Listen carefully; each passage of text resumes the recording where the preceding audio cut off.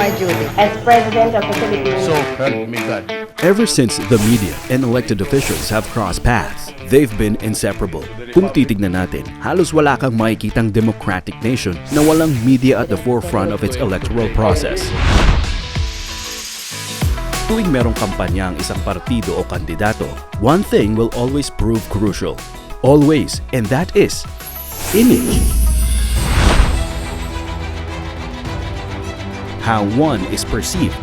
At wala nang ibang mas gagaling sa media pagdating sa pagpapaganda ng imahe ng isang kandidato sa publiko.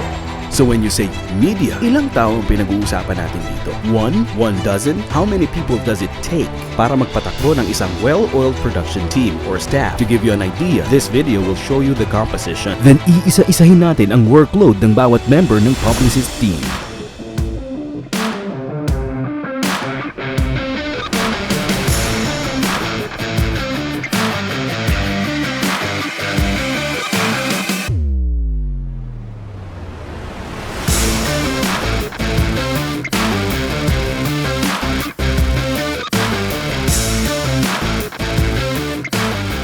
So there you have it. A little more than a dozen, diba? Doble pa yata. But make no mistake, all are equally important. Binabalanse nila ang isa't isa and I'll show you how.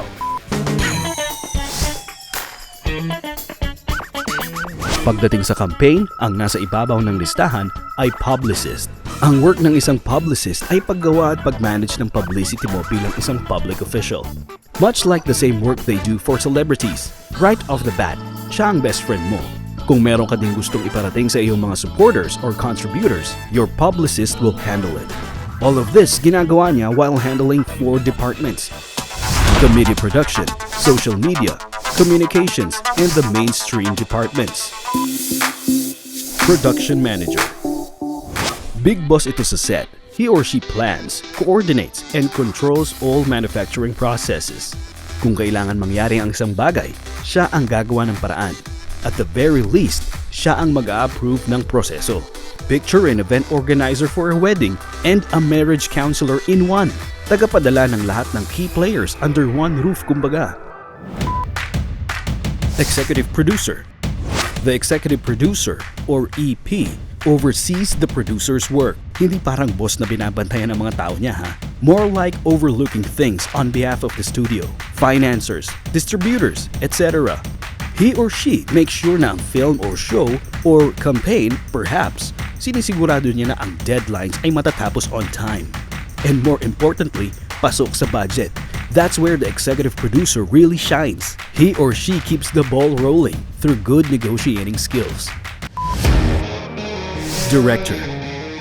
If the producer oversees the logistics at yung executive producer ang nagmamanage ng budget para tuloy-tuloy lang ang proyekto, ang director naman is in the middle of it all. Gumagawa ng mga creative decisions. He may also have his own vision of where he wants the show or the campaign to go. May direct control siya sa artistic aspect ng project. Sa kanya nakasalalay ang flow, in short.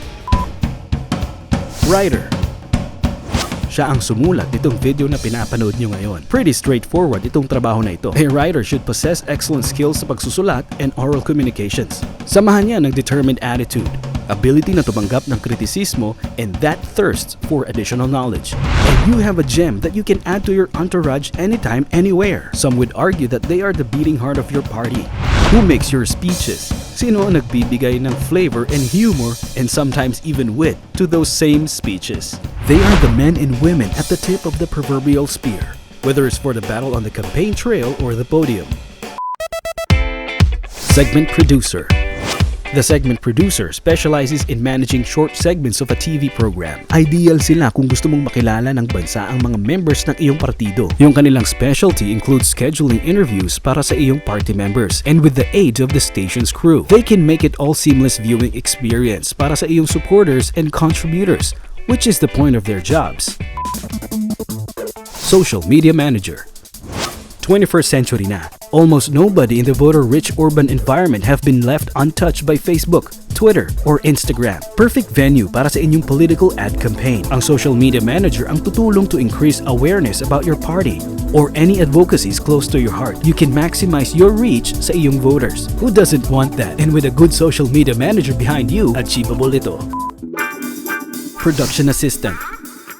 Huwag malitin ng PA. Many think all they do is mag-alalay lang sa talent. The staff help set up props and equipment plus all the other menial jobs sa set. But it's more than that. He or she is a good moral booster all around. The less stress and burden there is sa set, the more productive ang mga members ng staff and crew. You've all had that one indispensable aide of secretary or even that very industrious personal of family driver, diba? That is the PA's equivalent. You can see where I'm going with this, right? The lesser the stress levels on your end, the more productive ka sa staff mo at the end of the day. So kudos sa PA.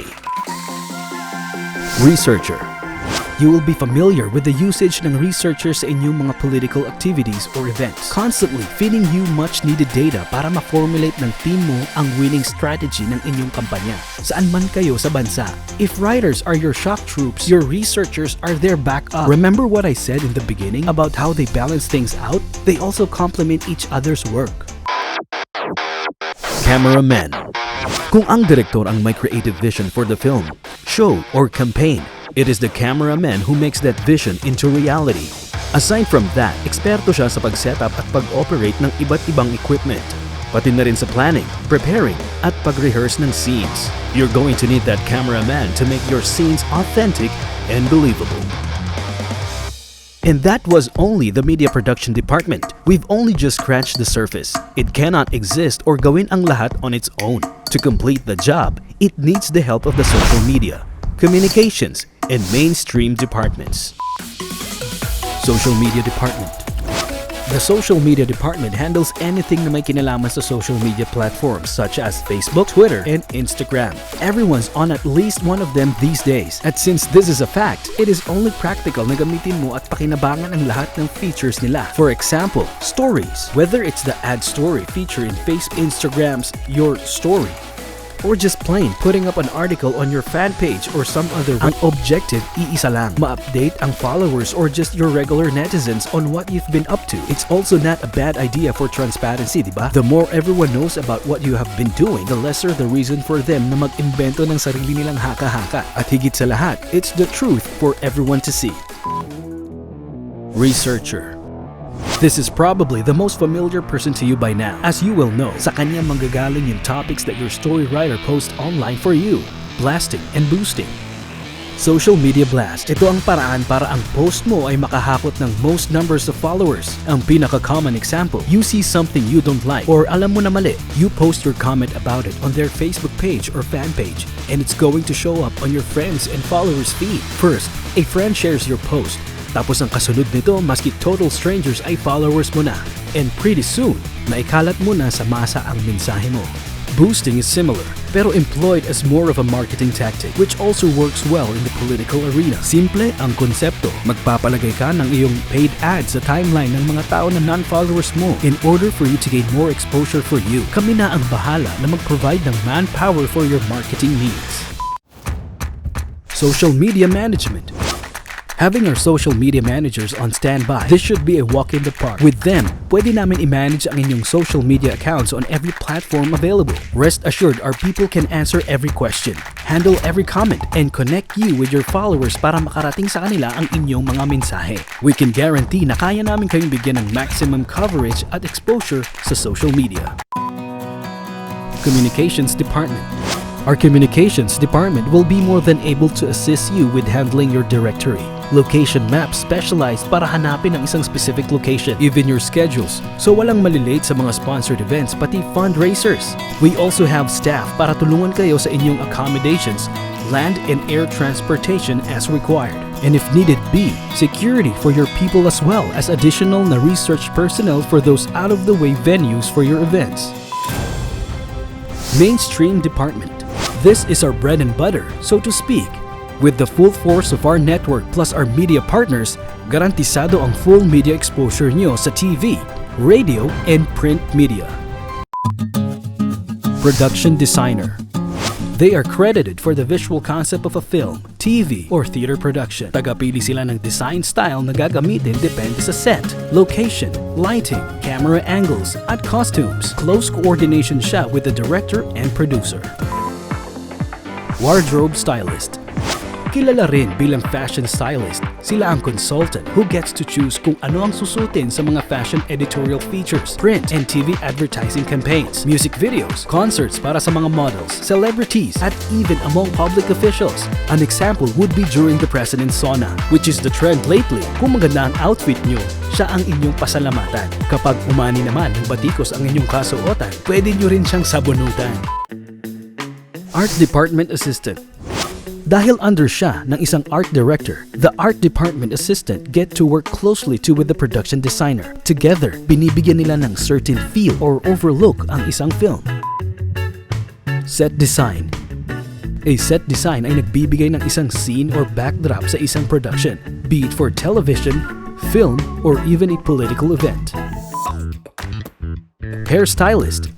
Should you ever need the touch of a professional hairstylist to touch up your image para sa iyong bagong campaign ad, event, or perhaps poster, we have our best stylist ready on hand para sa inyo. Makeup artist. Makeup artists can make celebrities look good, but yung skills nila don't have to be confined sa mga artista. Pwede din naman sila sa mundo ng politika. At just like our hairstylists, lagi silang ready for whatever you may require at your next ad shoot or interview. Post-production specialist. These professionals are best equipped para sa pag-handle ng multimedia assets for TV shows, film, and commercials. Involved and dedicated din sila mula pre-production hanggang actual production para mas smooth ang workflow pagdating sa editing. Archives. If you want to archive your extensive collection of videos and photos, lalo na yung sa dati mong kampanya, for posterity and historical records purposes, you can depend on them. Not just for archiving them, but for going digital. Pulido na, convenient at mabilis pa ma-access. Video editor. Sila ang mga master storyteller o magician ng grupo. Kaya niyang pagtahi-tahiin ang mga peraso or stories of events ng buong career mo. Trabaho niyang mapadama sa audience ang tunay na mensahe mo through the magic of editing. Colorist. Sila ang mga post-production technicians. Taga-adjust sila ng hue at color ng final product. Kasama ang cinematographer, they work closely with the director para makuha ang tamang timpla ng kalalabasan in the way that the director wants it. Graphic artist. Taga-disenyo siya ng graphics for magazines, labels, posters, at signages. Part of the job na din ang pakikipag-meet with potential clients to assess their requirements. Matutulungan niya kayo to strategize on concepts and graphics for your campaign materials at pati ang inyong website kung kinakailangan. Audio engineer. Responsibilities ng audio engineer ang paglinis at pag-regulate ng quality ng audio recordings para mas malinaw ito. Achieved ito through their close collaboration with the producers, performers, and of course the client. Musical scorer. Trabaho niya ang pagpili ng existing ng mga kanta para sa movies, TV shows, pati pa nga ang video games. And oh, guess what? Political events and venues. At hindi nyo na itatanong, sila din ang madalas gumagawa ng campaign songs para sa mga kandidato. What a delightful surprise! You can never underestimate what effect a good musical scorer has on the audience's emotions. We must all remember that. Voice-over talent. We all know the best voice-over artists, Morgan Freeman. Without a care or worry in the world. And James Earl Jones, aka Darth Vader. I am your father. At para mas common, si Big Brother na lang po. Magandang araw, Dara. Gumagawa rin sila ng mga boses for animated films, features, documentaries, and video games. Pero sa ngayon, ako po ang bida. Opo, ako po ang naririnig nyo.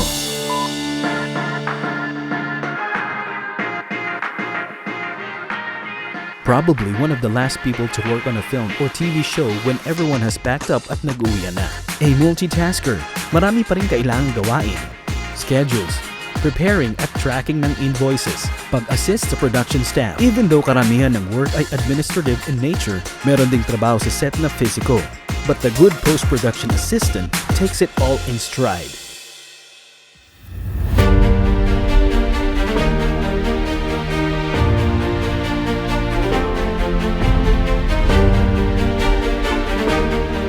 And that wraps up our video presentation.